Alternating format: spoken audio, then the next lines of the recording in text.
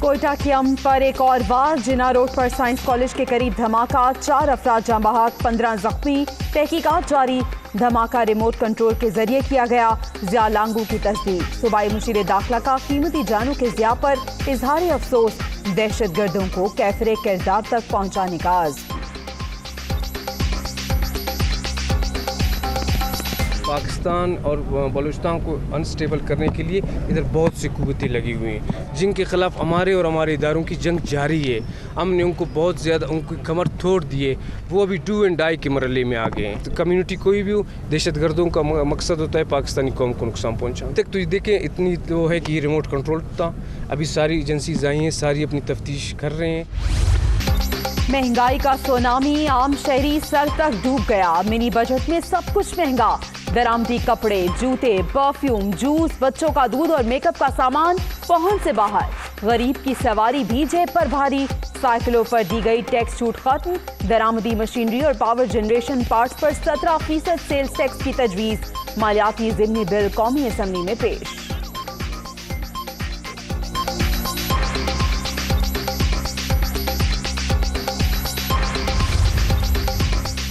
खाने पीने की 59 इम्पोर्टेड अशिया, बेकरी और ब्रांडेड फूड आइटम्स पर जीएसटी की छूट खत्म। अद्वियात के खाम माल, $200 से महंगे इम्पोर्टेड मोबाइल फोन्स और ज्वेलरी पर 17% टैक्स लगेगा। आयोडीन मिले दरामदी नमक, मछली, चीनी, लाल मिर्च पर भी जीएसटी आयद करने की तजवीज। गाड़ियों की रजिस्ट्रेशन फीस पर एडवांस टैक्स में 100% इजाफा होगा। 1000 सीसी से जायद गाड़ियों पर फेडरल एक्साइज ड्यूटी बढ़ेगी। गैर मुल्की टीवी ड्रामों पर भी टैक्स लगेगा।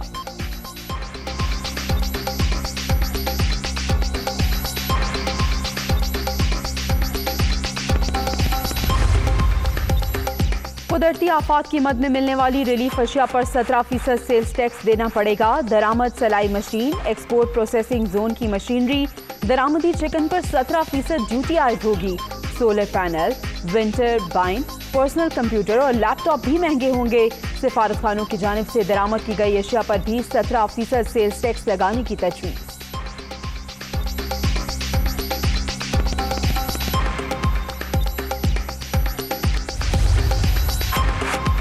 मिनी बजट में 350 अरब रुपए के रेवेन्यू के लिए इकदामात तजवीज़। ताज़ा दूध, गंदुम और दालों पर सेल्स टैक्स नहीं लगेगा। मुर्गी, गोश्त, गन्ना और चीनी का खाम माल भी मुस्तस्ना। दरसी कुतुब और स्टेशनरी पर भी छूट। खुसूसी इक्तिसादी जोन्स के प्लांट और मशीनरी पर भी टैक्स नहीं लगेगा।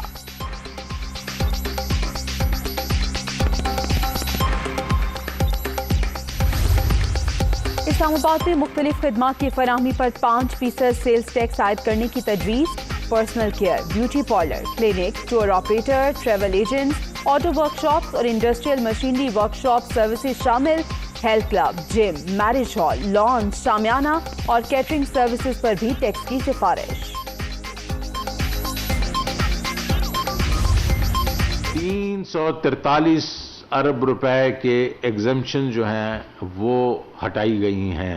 मशीनरी के ऊपर और उसके प्रोडक्ट्स 112, फार्मा के ऊपर 160 अरब, रेस्ट ऑफ द गुड्स की बात करें तो वो तकरीबन 71 अरब। सारे 71 अरब में गरीब की भी नहीं बात हो, आम आदमी के ऊपर 2 अरब रुपए के सिर्फ टैक्स लग रहे हैं। तो ये कौन सा ऐसी तूफान आ जाएगा इसके ऊपर महंगाई पे 2 अरब रुपए से? हमने कौन सी ऐसी चीजें जिसको हमने डिफेंड किया?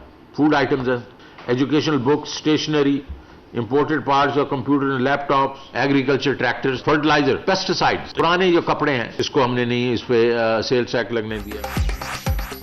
आम आदमी पर सिर्फ 2 अरब की टैक्स छूट खत्म की गई। इजाफी बोझ की बातें बेबुनियाद। IMF कहता है सब पर टैक्स लगाएं। फाइनेंस बिल में 343 अरब की छूट पर नजरसानी की गई। स्टेट बैंक की खुद मुख्तारी पर समझौता नहीं होगा। अथॉरिटी एग्जीक्यूटिव बोर्ड के पास होगी।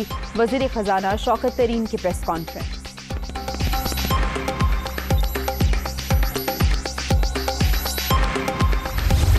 Shaukat Fayaz Ahmed, Minister of Finance, to introduce a bill further to amend the State Bank of Pakistan Act 1956, State Bank of Pakistan Act Bill 2021. टैक्सों की भरमार पर ऐवान में मारधाड़। मिनी बजट पर कौमी असम्बली में हंगामा। शौकत तरीन की तकरीर शुरू होते ही ऑपोजिशन बिफर गई।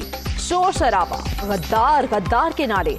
प्ले कार्ड्स उठाए अरकान ने स्पीकर डाइस का घेराव कर लिया। हुकूमती रुकन गजाला सैफी और शगुफ्ता जमानी की हाथापाई।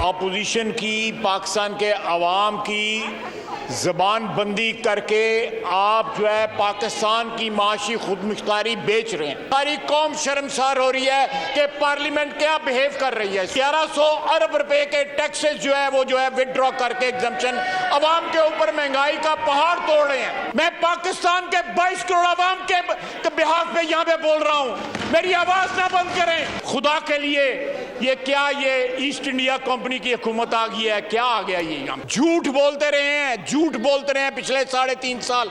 आप क्या कर रहे हैं? इस हाउस का मजाक ना बनाएं, पाकिस्तान की आवाम का कुछ ख्याल करें।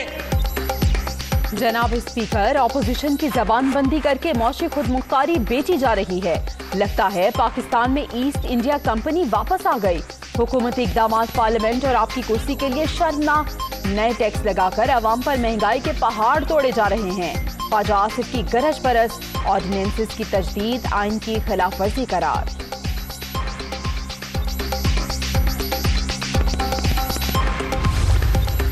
सिर्फ 3 मेंबर खड़े हुए इनको वोट डालने के लिए। ये अपने बंदों को कुर्सी से नहीं खड़ा कर सकते, इन्होंने हुकूमत क्या गिरानी है? जो मुसलमानों के खून करने वाले नरेंद्र मोदी को अपने घर पर बुलाते हैं, साड़ियां भिजवाई, तोहफे। आप तो हमारे भाई हैं, वो कौमी सलामती की बात करते हुए अच्छे नहीं लगते सर। मोदी को घर बुलाने वाले किस मुंह से कौमी सलामती की बातें कर रहे हैं? कोई शर्म होती है, कोई हया होती है? ख्वाजा आसिफ की तकरीर पर असद उमर का जवाबी वार। ऑपोजिशन एक्सपायर्ड करार। जो लीडर अपने बंदों को एहतजाज के लिए कुर्सी पर खड़ा नहीं कर सके, वो हुकूमत क्या गिराएंगे? वजीर मंसूबाबंदी का शदीद रद्द-ए-अमल।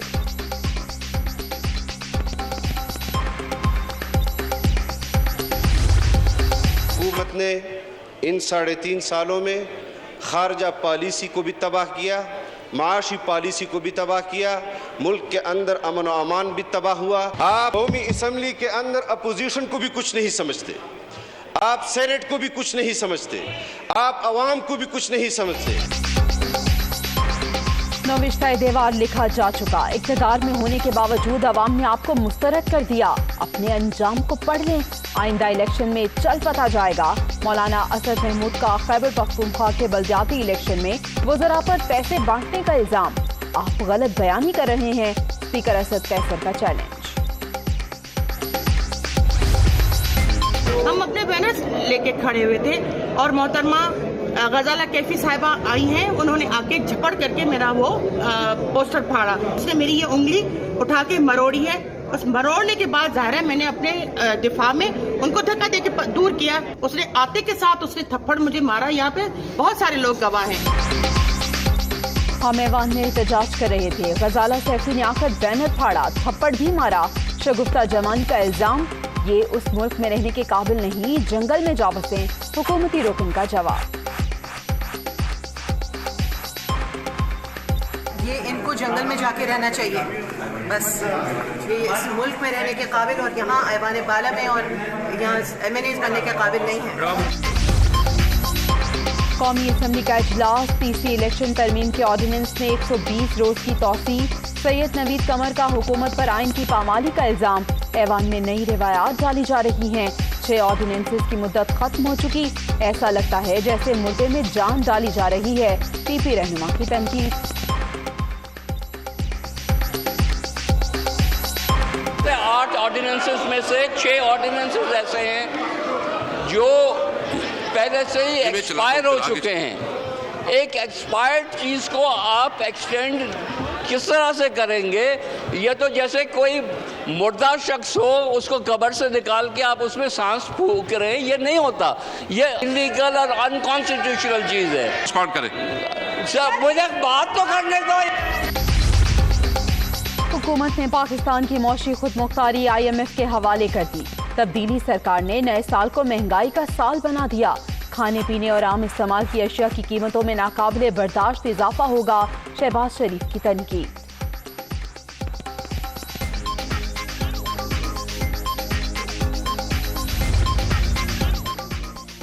PTIMF हुकूमत का मिनी बजट मुस्तरद। इमरान खान ने मजीद कर्जा लेने के लिए आम आदमी को दीवार से लगा दिया। बच्चों के दूध पर टैक्स जुल्म की इंतहा।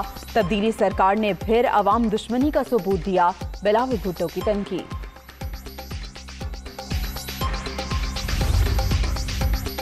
$350 अरब में सिर्फ 71 अरब टैक्स, वो भी अमीर लोगों पर लगाया गया है।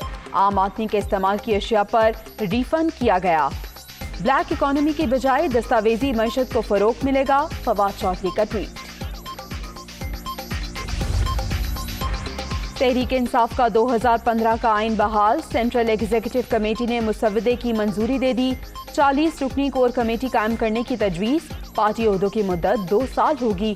कौमी सतह पर PTI का इलेक्शन कमीशन भी तश्कील दिया जाएगा।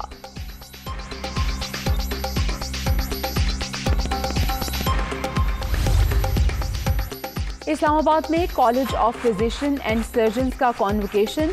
Army chief general Qamar Javed Bajwa की बतौर मेहमान खुसूसी शिरकत। कामयाब तलबा में असनाद तकसीम।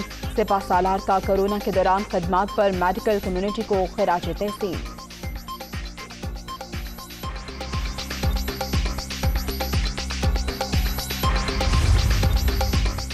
कराची में एक ही खानदान के 11 अफराद में ओमिक्रॉन की तस्दीक। 8 खवातीन और 3 मर्द शामिल। मुतासरा खानदान जिला शर्की में रिहाइश पजीर। शहर में मरीजों की मजमूई तादाद 44 हो गई।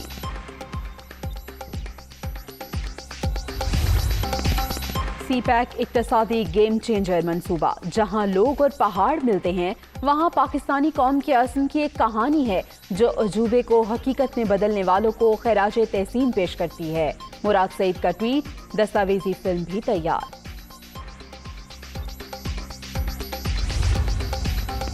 Under 19 Asia cup. Pakistan title की दौड़ से बाहर। सेमीफाइनल में कौमी टीम को श्रीलंका के हाथों 22 रन से शिकस्त। दूसरे मैच में भारत ने बांग्लादेश को 103 रन से हरा दिया।